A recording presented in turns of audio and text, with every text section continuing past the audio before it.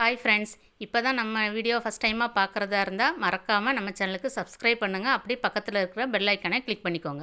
இப்போ நாம் பார்க்க போகிற ரெசிபி வந்து ரவா தோசை. அதுக்குரிய மிக்ஸு தான் நான் இப்போ காமிக்க போகிறேன்.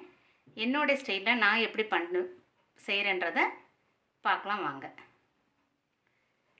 இப்போ ரவா தோசைக்கு மிக்ஸ் எப்படி பண்ணுறதுன்னு பார்க்கலாம். நான் இப்போ செய்ய போகிறது வந்து 3 பேருக்கு. அதுக்கான அளவுகள் தான் நான் இப்போ காமிக்க போகிறேன். நான் எடுத்துருக்கிறது வந்து இந்த உலக்கில் தான் எடுத்திருக்கேன். நீங்கள் உங்கள் வீட்டில் எந்த பாத்திரத்தில் எடுக்கிறீங்களோ அதே பாத்திரத்தில் தான் எல்லா அளவுகளுமே எடுக்கணும். நான் இதை எப்படி செய்கிறதுன்னு காமிக்கிறேன். இதில் வந்து 1.5 உலக்கு ரவை எடுத்திருக்கேன். இது ஒரு பாத்திரத்தில் போட்டுக்கலாம்.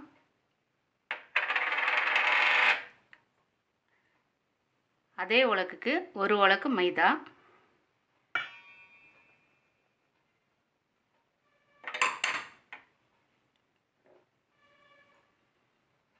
1 உலக்கு அரிசி மாவு,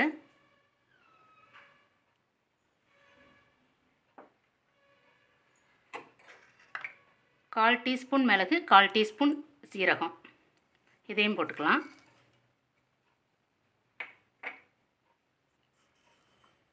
தேவையான அளவு உப்பு.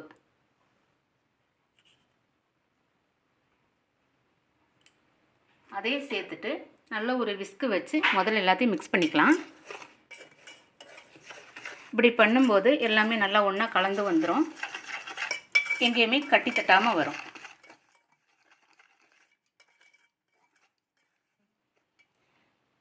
எல்லாம் நல்லா மிக்ஸ் ஆனதுக்கப்புறம் இதில் தண்ணி சேர்த்துக்கலாம். அதில் கொஞ்சம் தண்ணி சேர்த்துட்டு நல்லா கலந்து விட்டுக்கோங்க.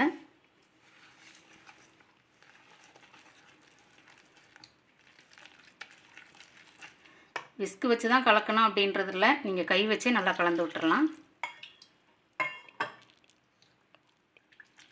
கட்டி தட்டாமல் இருக்கணும், அவ்வளோதான்.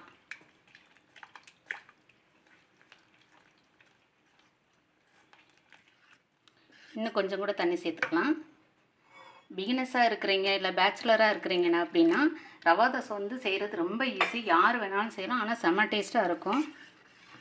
எல்லாருமே இதை ட்ரை பண்ணுங்கள்.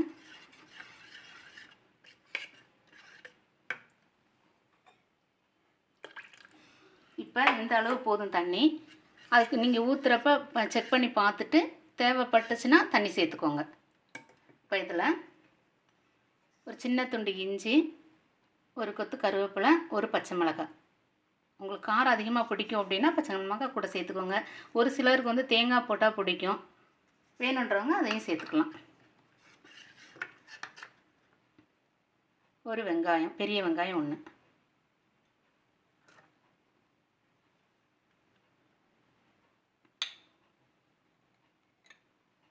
கொத்தமல்லி தழை எல்லாத்தையும் சேர்த்துட்டு நல்லா மிக்ஸ் பண்ணிக்கோங்க. மிக்ஸ் பண்ணிவிட்டு ஒரு 20 நிமிஷம் அப்படியே ஊற விட்டுருங்க.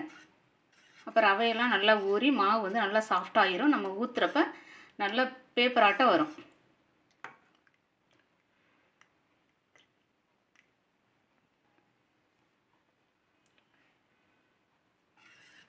நல்லா கலந்து விட்டுட்டு ஊற்றும்போது இப்போ மாவு கலந்து வச்சு 20 நிமிஷம் ஆயிடுச்சு. இப்போ பாருங்கள், மாவுலாம் நல்லா ஊறி இருக்குது. இப்போ வந்து நம்ம தோசை ஊற்றிடலாம்.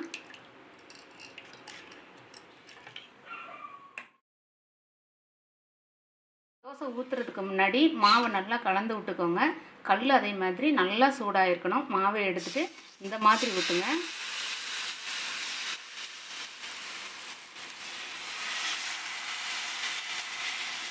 இதில் பார்த்தீங்கன்னா தெரியும், அந்த பபிள்ஸ், அந்த ஓட்டையாக இருக்குது பாருங்கள். இப்போல்லாம் எண்ணெய் ஊற்றக்கூடாது. இன்னும் கொஞ்சம் நேரம் ஆகட்டும். இப்போ எண்ணெய் ஊற்றிக்கலாம். தோசை மேலே அப்படியே பரவலாக எண்ணெய் ஊற்றி விடுங்க.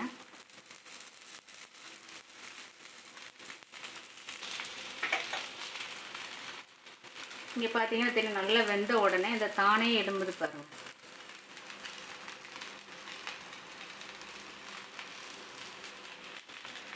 தோசையை வந்து திருப்பி போடக்கூடாது. இப்படியே தான் வேக வைக்கணும். இன்னும் கொஞ்சம் நேரத்தில் இது ரெடி ஆகிரும். பார்க்கலாம்.